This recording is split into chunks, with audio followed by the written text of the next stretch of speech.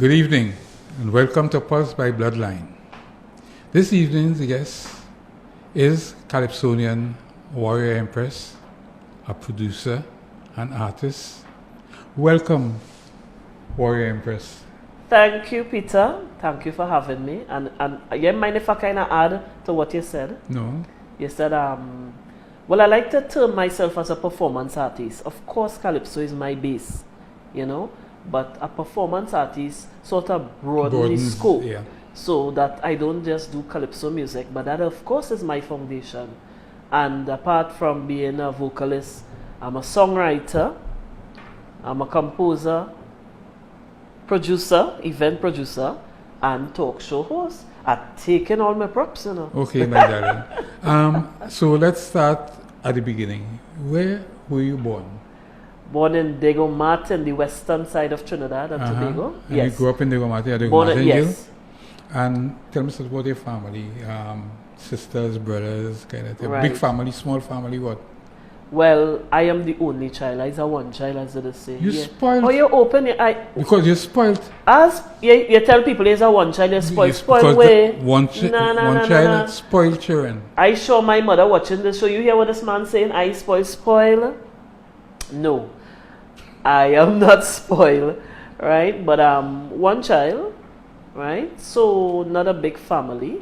Mm-hmm. And grew up in Diego Martin, as I said, Rich Plain Road to be exact. But I also moved to the lower part, what we call Green Hill Village, Bagatelle area there. Mm-hmm. And then I moved out of Diego Martin in 1990. I will never forget that. It was the coup. That's right. Yeah. Mm-hmm. I moved within the curfew hours, and 1990 is when I moved and went to the east. I will never forget that. This man decide, the truck man decide we go move within. And Peter, we trying to reach up in the east before midnight. I will never forget that. You know why I'm laughing? Why? You all could have been stopped and been mistaken as looters. You telling me? You telling me? But God is good. So it worked out well, and since 1990 I'm living in the east. Yeah. How, as a young girl growing up, were you always into, the art thing? How you always got into the arts? Right. So as far back as I could remember, I always used to be singing, doing my chores, right? Well, it had nobody else to share the chores home, is I alone. Right. So I used to always be singing songs on the radio and things. Well, of course, in my era, growing up, we had the George Benson. I was, strange enough, I had loved jazz a lot, right? George Benson song, Aretha Franklin, all these people, and singing song. The Bee Gees are singing. My mother said, let us sweep the yard are singing. But when I was at, whilst attending Diego Martin Junior Sec, it's no longer called that. I think it's Diego Martin North Secondary. Yeah. Whilst attending Diego Martin Junior Sec, I got involved in the creative arts, as we would say, because it had the school choir. We had plays being put on. Horace James, who is now deceased, he used to work very closely with the music teacher then, Miss Hernandez. So I got some training under Horace James when I took part in plays, etc. So it was in Diego Martin Junior Sec that I really got introduced formally to the arts. And how you got into the Calypso business now? Right. So, moved to the east because I fast forwarded the thing. And when I came in the east, I started, well, at the time, because I in terms of my belief system, the Spiritual Baptist Church is my foundation. So whilst in the church, singing the Baptist songs and the Orisha songs and stuff, I always had like Ella Andal, but I never met her personally. But these songs will be playing and we singing all the songs and stuff with the drums in the church. And my deceased spiritual mother was very close with her. And I met her. We went to a show. I went to a show with my spiritual mother. That's many moons. And, I got to see her on stage. And then she said, my spiritual mother said, Ella saying she would like to have her dream is to have a choir of Orisha people to back her with the songs and that kind of thing. And I'm not sure exactly how the connections, because that's some years, but I did meet Ella Andel and started doing background vocals for her. That was in 2007, 2008. And she said, given harmonies to sing, because as a background vocalist, you will have your harmony. I had to laugh, And I ain't keeping the harmony at all. I doing my own thing with the music, man. And she said, you is a soloist, You see that voice you had here, see that energy? She said, you are no background vocalist, You have an energy. You as a solo artist. And, she said, why you try Calypso? I said, me? Because I didn't think I was so brave enough to go on the people's stage. And I'll be honest, when she said that, I recall Denise Plummer. What happened to her?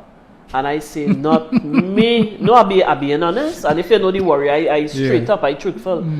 When she said that, what came to mind is what Denise Plummer went through. And I said, not me, Papa. I said, me. And in 2009, those days I was working in the oil and gas sector. And BPTT had a Calypso competition called Sing the Thing. So it's a competition among workers in the energy sector, and I won that. And Robert Riley, who was the then CEO, them days I ain't Warrior Empress, I Sister Ali. So he said, after the competition, he said, why you ain't trying to get your foot wet? Go there. So I said, but what's wrong with these people, boy, telling me to go out there? He said, no. He said, I'm seeing something in you, go out there. So, he supported what Ella Andel said. And it was not until 2010 I decided, all right. So I entered the Calypso Queen Monarch. I auditioned and I made the finals for the first time in 2010. And I came 6th. That year it was won by Kizzy Reese. Of I-line, I did frighten because it's Kizzy Reese in the lineup. It's Karina Shea, Heather McIntosh, all the big guns. I see small fry boy. I frightened. I will never forget our finals in Cascadia. I frightened my mouth. Listen, I was literally trembling on stage. I had to laugh, yes? So, besides that, okay, so that experience how you got into it. Yes. Tell me a bit about your experience as a Calypsonian in the Calypso tent. Well, you're in the minority being female. Yes. So you're amongst all these men, right, male singers. What that experience was like for you? Well, before I actually went in the tent, I got the experience as well, taking part in the regional competitions. You will have Shogunas, Calypso, Monarch, Aruka, right. So I did some of those as well. And in 2015, I was put on the casting Calypso review. Ninja, I had to call Ninja name. Ninja heard my song, Time to Arise. And I went to audition for Calypso Queen Monarch. He said, you ain't singing in a tent? I said, no boy. He said, bad song, girl. He said, come down by the tent, let's hear that song. And the rest is history. I was added to the cast in 2015. And I would always say, a heartfelt thank you to Michael Osuna, Shagalos, for giving me that opening. Yes. And when I went into the tent, I had a wonderful experience at Calypso Review. I used to enjoy listening to Chog, the San Pant, and them always have a story, and even Shagalos, them always have a story, here and you laugh till you cry. I had no problem. Devon Seal, encouragement. And the women who are there, I had no problem. I had no problem. Other people may tell of a different story where they are, but I must say I had no problem at Calypso Review. Are you still in the review? Well, I did not sing for 2020. Yeah, I took a little break, I actually missed you. Yes, you missed me. Yeah, I missed you, yeah. Right, 2019, I sang there. That's when I made it to the Calypso Monarch as the first reserve. And then I took a little break for 2020 for personal reasons. And look what come and happen. COVID. So, yeah. You spoke about the Spiritual Baptist belief system. Foundation for you, right? Tell me something about that whole, I don't like to use the word religious, but spiritual awareness and awakening, and yes, and that's a good term. I agree with that. Yeah. That is, well, from a child, you don't have any control of where you congregate. So as a child, I remember going to as a matter of fact, I went to a Catholic, what you call the prep, the preschool. I went to a Catholic primary school, etc. And in the primary school, they go Martin Girls RC. The nuns were in Sister Immaculata. She was the principal. So I had that formative training as a child, as I said. You're going to the church that your parents would go. But in my adult years, I had this, drawn to the drums, drawn to African spirituality. Always felt that energy when I hear that type of music. As I said, Ella Andel music, I never met her then, but it was always electrifying and it spoke to me.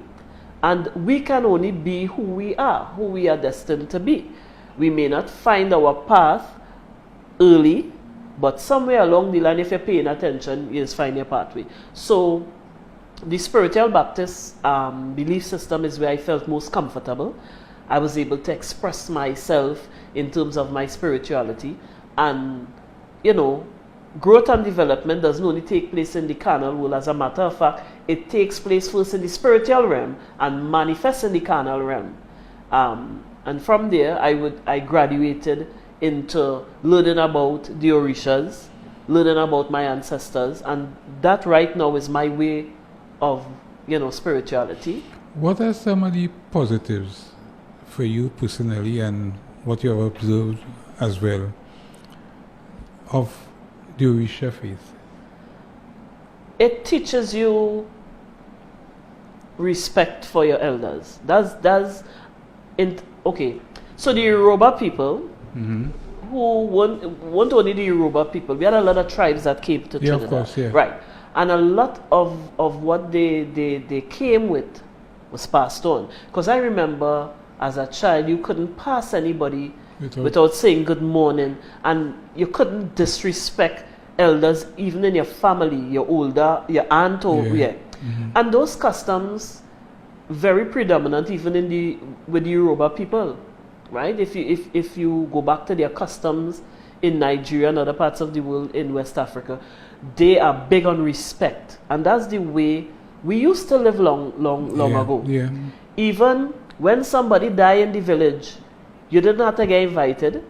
You dress and you go to the funeral. Somebody get married, you don't have to get invited. You dress and you go and you carry something. Those customs came from Africa. Yeah. Right? That community spirit, a village raising a child. So those positives are things that pass on to us through the Ifa Orisha belief system. And for me, it is what has kept me and continue to keep me even in a time like now in this COVID time, where it speaks to me securing my character, because that's another big thing. That is the big thing. Character supersedes all, regardless of what materialistic thing you may have. Character is it. On that note, by the way, you have children? Of course, I'm a proud mother of two children. Two children, a boys and girls? Boy and a girl. Okay, great. So, what advice you have for your moment today in garnishing and gaining respect from the opposite sex, from men? Oh boy. Especially in these times with the amount of domestic violence and abuse and stuff like that that's taking place. Wow. Well, the advice, I have a talk show as well called The Feminine Drive. Yeah. And that show was born out of that same thought process. How do I reach women, whether young or middle-aged? How do I reach women to empower, to educate, right? To give them that sense of worth. Yeah. And I believe women must first be taught value system in terms of who they are. Understand the power of the feminine energy. Understand their worth And when these elements are taught, then they would have, they would feel a sense of belonging. They would understand their value. That will allow them to choose to know what to accept and what to not accept. And not to put their future or their life, do not base it on societal values or the values set by a man, their companion. It must be who I am. Brings me back to a song I wrote, the You and You. You must first know your... That was a beautiful song. Oh yes, a man tell me I'll never write a song like that in my life again. I know that song was exceptional. It is. I tell you, a well-known person in society say, I dare you to write a next song like that. So yes, women must be taught, of course from a young age, impressionable minds, we must teach our females worth value system, But you are raising two sides of the fence, right? Mm-hmm. So what advice would you have for parents now? In Male bringing up sons, and bringing up female, the sons, yes. yeah. Well, my both children, they are adults now. My daughter is married. I know what she waiting on to get my grandchild. I'm not going to ask if you're a grandmother yet. No, not yet, boy. Well, I know that grandchild will have to sit down in the back seat because we're going all about. I could imagine. Of course, Granny, me is slowing down. So she's an adult, and my son, he is a citizen of the US. He's is finally doing electrical engineering. So they are both adults. And I would have character was always big with me. I grew up hearing a good name is better than riches. My mother always used to be saying that. A good name is better than riches. And, that stuck with me. And I passed that on to my children. So, the same thing I will tell my son. And I must say I am very proud of my two children. Let me knock wood. I'm very proud of them. To date, nobody could say, girl, that son you had a real disrespectful. Or that daughter you had a real disrespectful. Yeah. I've never gotten those complaints. Right? As they say, when they feel the big, they want to get they want to challenge the warrior. Yeah. But they know I the warrior. The original warrior. Right? But other than that, I would have taught my both children that value system and knowing their worth and truth. Stand on truth. People can't deal with it, they go get over it. Yeah. They go get over it, but you don't create no falsehood to soothe nobody. Until I can't even deal with my son. He brutally honest, boy. That boy brutally, sometimes say, boy, what happened? He say, boy, but you tell me. But you're a Scorpio, right? Not at all. What are you? Scorpio, I'm a Cancerian. And your son is We're what? the lovers. And your son is what? My son is a Libra. He's the scale boy. Yeah. He's the scale, and my daughter is a Cancerian like myself. Okay, I have she real map out. You see, I'm still trying to figure it out. Well, we have reached that part of the conversation that I call is a trivia part. I call it blood pressure. Blood pressure? Yeah. Peter. So I ask you 10 questions. You answer one, take a pick, one or the other. Okay. Right? So you're ready, right? Bacon buljol or bacon smoke herring? Which one you prefer? Oh gosh. Buljol. Kingfish or lobster? Kingfish? Oil down or curry crab and dumpling? Oil down. Country life or city life? Country life, boy. Put me in the bush, put me in the bush. Whitney Houston or Aretha Franklin? Aretha Franklin. Black Stallion or David Rudder? Nah, man, that is not a fair That is not a fair question. Why not? Revisit that question. I demand it. Why? David Rudder. Calypso or Mass? Calypso. Patrice or Destra? Is our next one that is not fair. Oh, my lord. Oh. Patrice Roberts or Destra? Patrice Roberts. Emancipation or Carnival? Emancipation. Well, you see, you answer all the questions. Yes, and my pressure still at a good level. See, good pressure, good pressure. What are your views on? Well, you as a matter of fact, if I'm not mistaken, you could correct me if I'm wrong. Mm-hmm. You produced the first virtual Talk show.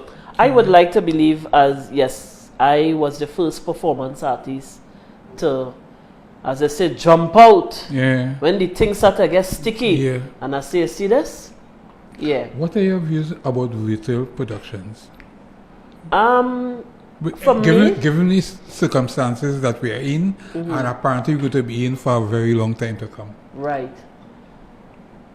Peter, the virtual thing at first, I was a little iffy. But I can tell you, there are a lot of positives going forward with the virtual. The audience is far, it's a wider range audience than if I was to be restricted in a space.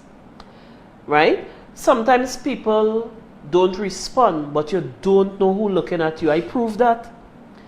Many times I'm walking in the road and people say, hey, I just watch your show, you're going good. I say, but why you don't say something? They say, nah, I just be watching you. I would meet people who say, yeah, girl, I'm looking at you. So people, you don't know who you are reaching with virtual. And I love that, right? I'm a very optimistic person, and I believe the right person will see you at the right time, and something will lead to something. In terms of sustainability, Right. do you think that the corporate world could be more supportive of the people who are taking this step to maintain the arts, maintain issues, very important issues on social media with virtual productions? Well, yeah, of course, because listen, it ain't easy.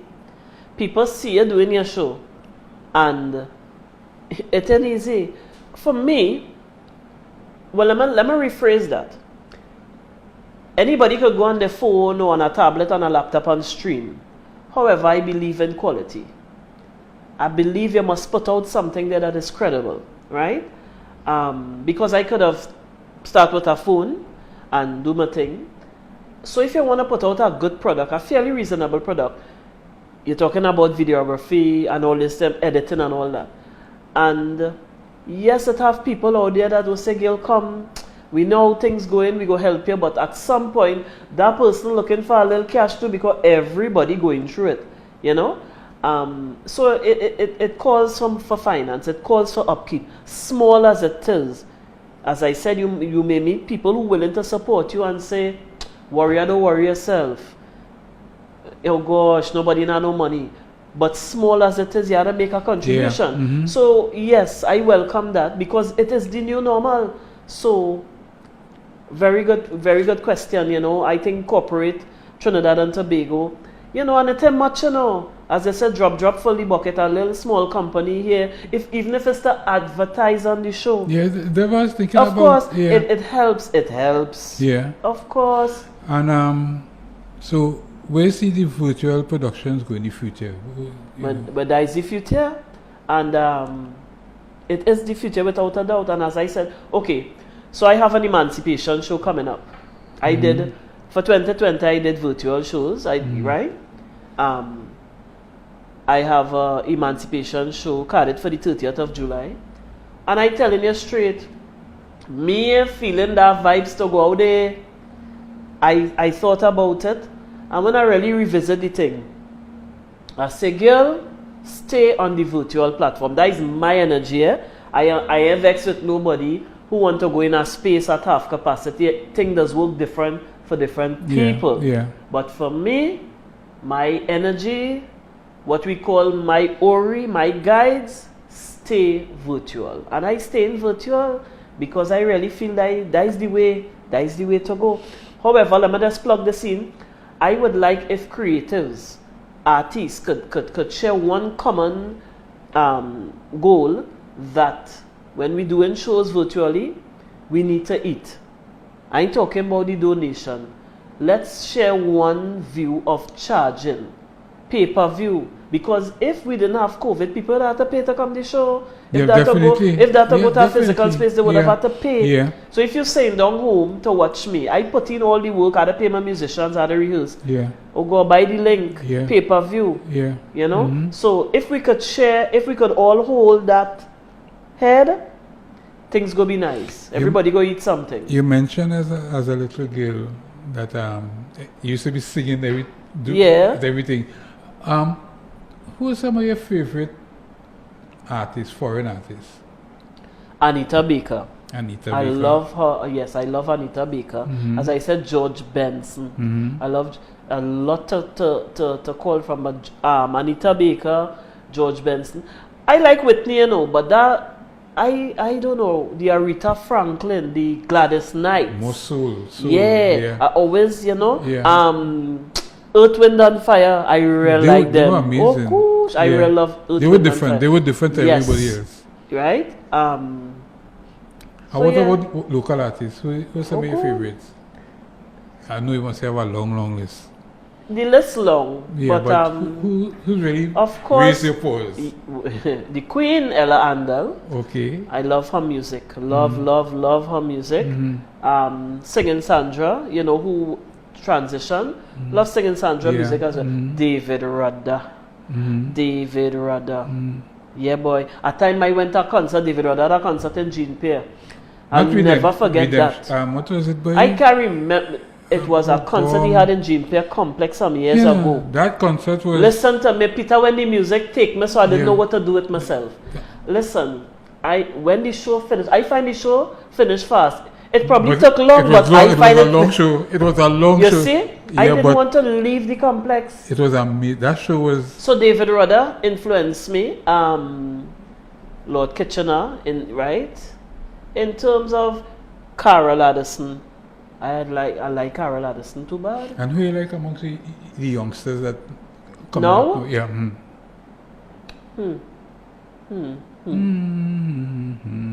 Listen, and the fact that I calling names they mean other people ain't good. I You know, you gotta I be know, I know. careful. You can't call in every- this- you you gotta can't- be- you know. yeah, but you gotta be careful too in this You country. can't call because everybody people, name. yeah, sometimes people read Yeah, things different. That's not there. It don't mean that everybody talented in their own Yeah. way. But it's who I'm could talking- connect with my They spirit. were talking about Yeah. your favorite. Well, I'm thinking, boy, the young people. I like Sasha. Well, yeah, he's so young, Yeah. but I like Sasha music. You know, he's a roots man. You know, ghetto vibes. He could reach you people. I like his music. I don't think he lives there. Yes, Sasha living right here. He live in the last place He is wasn't living in. Green. He was in California. Sasha? Yeah. No, man. No? This place that after La Hoqueta that flooded out badly a couple years ago, I think he lived He's in that still up area. there? But I know him living in La Hoqueta, but I think Yeah. he moved. Okay. Oh gosh, the name's just slipping me, you know. But as I said, Carol Addison, Nadi Lafond. I remember Nadi is Nadia Nadia. Lafond. Oh gosh, Wildfire. You remember them? Of course. Some I people might remember. be saying Warrior old, but Yeah. I am old. But it's the music that connected with me. What about pan and thing? Yeah, you have a favorite steel band? Well, my father was a pan man. Of course. My father was the captain of a band called Pandemonium. I was a member of Pandemonium. What's your father's name? My father's name is Mervyn Martin. Oh, your jaw drop, you know Mervyn? That is my father. You know my father? Well, yes, your jaw drop. Anyhow, this is Yeah, don't talk about my father on this show. Right. So he was the captain of Pandemonium. Yeah. As a matter of fact, my mother said she thought I would have come out. Pan. Yeah, playing Yeah. pan instead So- of right. So Pandemonium. Then he went to Starliff, and Starliff, if my history is correct, phase 2 is a kind of Yeah. right. After Sarah. So he's still around. He's be with Ray Holman and them. My father is 72 years, still in the panya. Well, COVID now, you had to be home. You had to be home. But yes, but I like Renegades. I love Renegades. Love Renegades. Yes, I love Renegades. Well, we almost reached the end of our... Already? Yes. I know, so to have fun. Yes, we already reached the end. So I just have one more question. Uh-huh. What does the future hold for Warrior Empress? Amidst all the challenge, and I don't want to sound like I don't have challenges because COVID has affected me. However, I view myself as a very resilient African woman, you know, and I have a good way of dealing with challenges. There are times I'm low and there are times I'm high. But to answer your question right now, I think I'm in a good place because the feminine drive, believe it or not, the feminine drive is, how to put it, it gives that energy. That is like my you know, like you get a booster shot. Mm-hmm. Because I tell you something quickly, I did the radio broadcasting and that program way back in 1998 with a man called Percy Parker. Laugh. The bumblebee thing me in the eye. From Belmont? Yes. I did the course with him because it